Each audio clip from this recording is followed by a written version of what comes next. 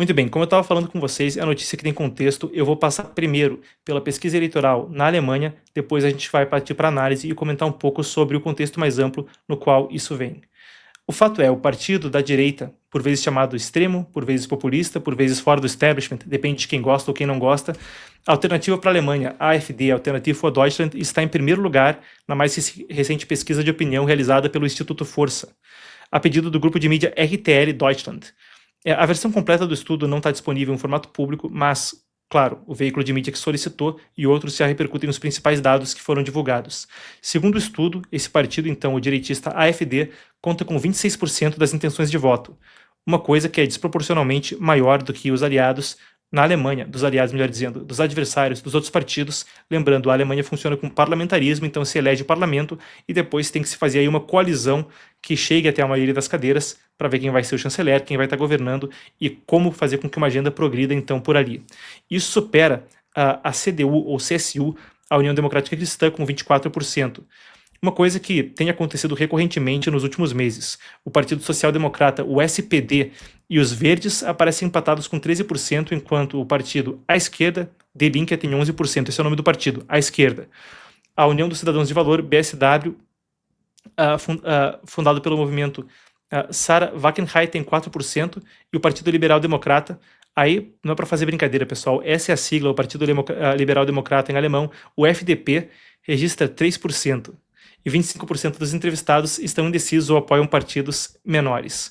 Bem, antes da gente prosseguir para falar um pouco mais sobre o panorama mais amplo que isso representa e por que essa notícia é relevante muito além das fronteiras da Alemanha, vale a pena acrescentar que a principal potência econômica da Europa também traz popularidade baixa, então, para o chanceler nessa pesquisa. O líder atual da CDU e o atual chanceler da Alemanha, Friedrich Merz, registrou uma alta desaprovação nesse mesmo levantamento.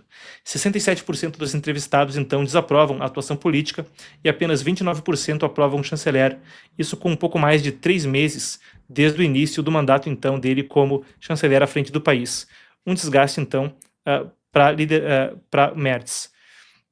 A liderança, então, da oposição alemã, Alice Weidel, também tem tentado se posicionar mais como uma possibilidade, e a gente tem aqui o que falou, então, Alice Weidel, aquela que lidera o AfD como repercussão dessa pesquisa. Ela comemorou nas redes sociais, afirmando que Merz se tornou, aspas, insustentável apenas 100 dias e que é hora de um governo da AfD.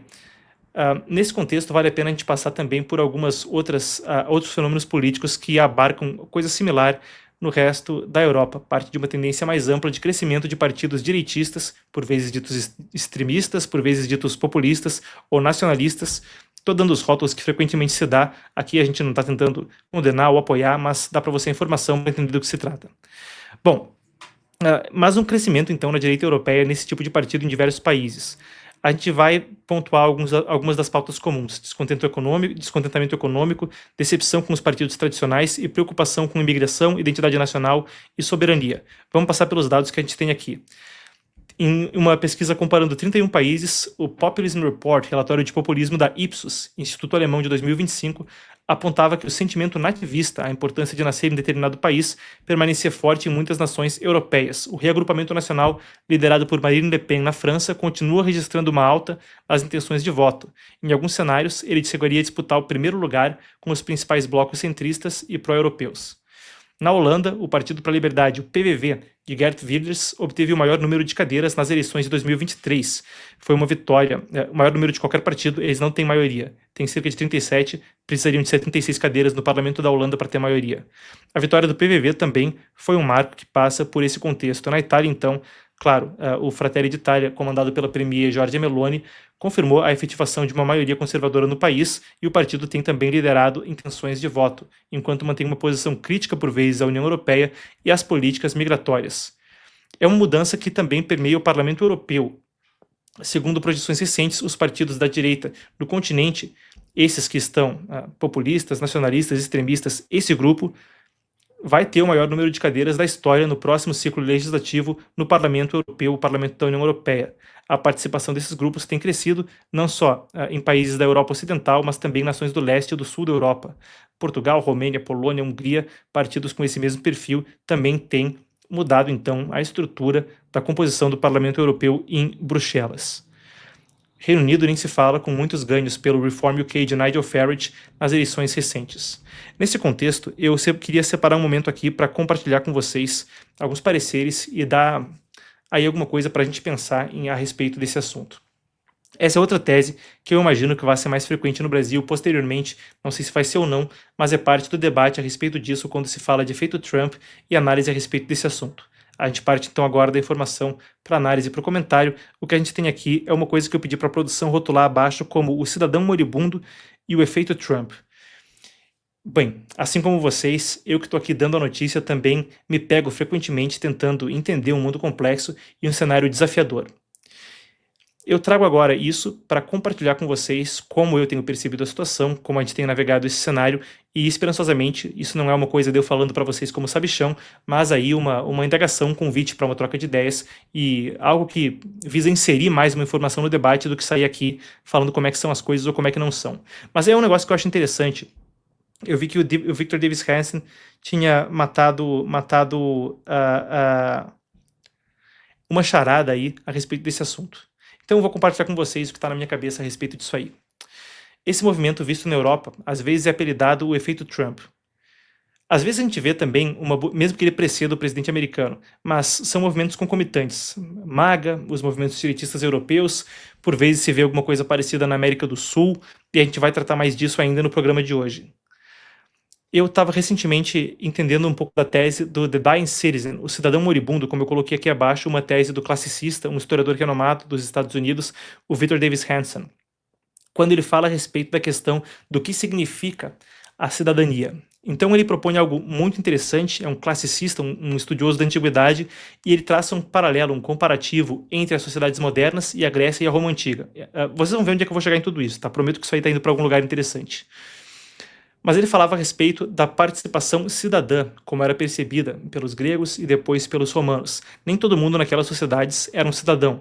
Em particular, o Império Romano e a República Romana se expandiram aí por uma parte considerável da Europa, por todo o Mediterrâneo, e nem todo mundo que habitava aquela vasta extensão territorial era um cidadão. Não, a ideia de cidadania vinha muito a partir de uma pessoa que estivesse na classe média. Com isso, quero dizer o seguinte: Hanson pontua que o cidadão é uma pessoa que está muito mais como um sócio do país, uma pessoa que entende que aquilo que ele está promovendo é uma coisa para o bem comum de uma nação da qual ele se sente parte. Ele sente que existe um agregado ali, um grupo de pessoas do qual ele é uma engrenagem e na qual ele está ajudando. Aquilo lá tem um stake para ele. Ele é muito mais que uma engrenagem, como um sócio daquela nação, e ele lucra com aquela empreitada. Ele lucra com a segurança comum. Então, para dar o exemplo da antiguidade que o Victor Davis Hanson resgata, ele falava a respeito de pessoas que tinham aí, sei lá, 10 hectares de terra na Grécia Antiga, conseguiam ser autossuficientes, ter autonomia, a autocracia nas falas gregas e ter depois o que os romanos chamariam de império. É um sujeito que ele consegue suprir as próprias necessidades e consegue ainda conseguir ter um poder decisório sobre aquilo que ele acredita que precisa ser feito para preservar pessoas que, como ele, conseguem produzir e se sustentar. Ele passa a ser um cidadão, passa a ser numa sociedade, então, de iguais que se sustentam e que têm um motivo para estarem juntos buscando um bem maior daquelas fronteiras onde eles estão. Ele se posiciona nessa situação. Isso é um negócio interessante porque o Victor Davis Hanson argumenta que, para uma cidadania plena, a classe média é o que é o negócio ideal. Ele fala que, sugere o seguinte: quando você tem uma massa manipulável, miserável, pobre, e quando você tem uma elite manipuladora, hostil, que influencia com interesses escusos o que está acontecendo, isso é um arranjo social de oprimidos e opressores, um negócio indesejável, ruim, autoritário. A classe média é necessária para a cidadania porque é um grupo de pessoas que nem é rica o suficiente para estar nos grandes jogos lascivos de poder e nem é pobre, miserável o suficiente para ter inveja da riqueza e não querer produzir ou não ter a capacidade de produzir.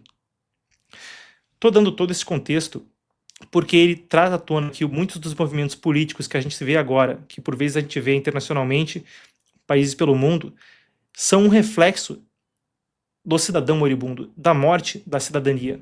Mesmo o efeito do movimento MAGA, o efeito Trump, como é chamado por vezes, um fenômeno que é visto em países pelo mundo, passa por isso aí. É uma ideia que meio que coloca uma peça que está faltando no quebra-cabeça. A ideia de que existe um tipo de cidadão, um cidadão que consegue ter uma renda média, não vai ser rico, mas também não vai ser pobre, consegue ter uma grande autonomia intelectual, consegue ter a formação da sua família em uma sociedade de pessoas altamente produtivas e capazes e consegue participar da sociedade como um ente que se vê como um sócio da nação.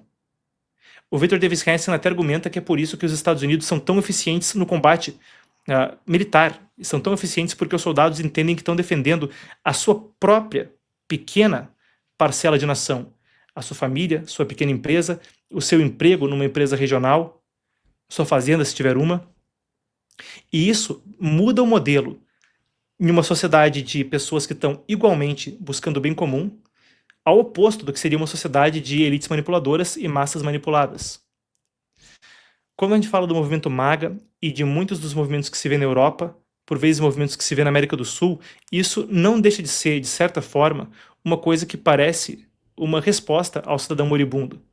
Isso, quando a gente vai tentar entender o que pensa o Steve Bannon, também permeia isso. O Victor Davis Hanson, ele próprio, é um cara cujas ideias são muito importantes no movimento MAGA e na direita americana. E aí a gente consegue entender um pouco mais a respeito desse assunto, e isso é uma coisa que, vou até pedir perdão se eu for prolixo, se não me fiz entender, mas que tem que estar no debate quando a gente tenta navegar esse cenário. A ideia de que existe uma classe média que era cidadã, tinha a família, a capacidade produtiva, talvez terras, e mais foi sendo alienada por elites e por massas pobres. Alguns dos exemplos que às vezes se dá quando se discute isso na direita americana é a questão da universidade. Então, vou dar um exemplo. Não é só o lugar comum aí de doutrinação. Para dar um exemplo a respeito disso, quando se fala sobre a universidade americana, mais e mais se viu que o governo, com subsídios e com o que eles chamam de student loans, então te dão um mega empréstimo para pagar a universidade, um negócio que você vai ficar pagando aí, às vezes por décadas, talvez por resto da vida, para conseguir se formar na universidade. Isso é um negócio que já começa a alienar a renda do sujeito e tirando dele a possibilidade de ter aquela autonomia financeira, comprar uma casa, comprar uma propriedade, ter alguma coisa para chamar de sua e para ser um sócio na nação. Ao mesmo tempo em que ele se torna financeiramente alienado, o que faz com que ele tenha filhos mais tarde, às vezes se case mais tarde, frequentemente não compre uma casa, frequentemente seja menos produtivo, porque ele não vai ter aquela agência de capital de giro. Ao mesmo tempo que isso acontece, também está recebendo ideias que falam de oprimido e opressor, não de uma classe média onde os cidadãos triunfam como sócios. Outro dos elementos que, até por isso, também a retórica de imigração é tão forte na direita americana e, em parte, na direita europeia, da alienação dessa classe média, desse conceito de cidadão. Quando há um fluxo migratório desordenado, de muitas pessoas que entram sem falar o idioma e sem elas próprias serem incorporadas como cidadãos que vão ter agência, que vão se tornar sócios daquela sociedade, para usar um termo aí que tem duplo sentido mesmo. Isso acontece numa situação onde mais e mais se cria massas pobres, manipuláveis e mais também se cria elites que podem estar agindo com elas, se dá agência para essas elites.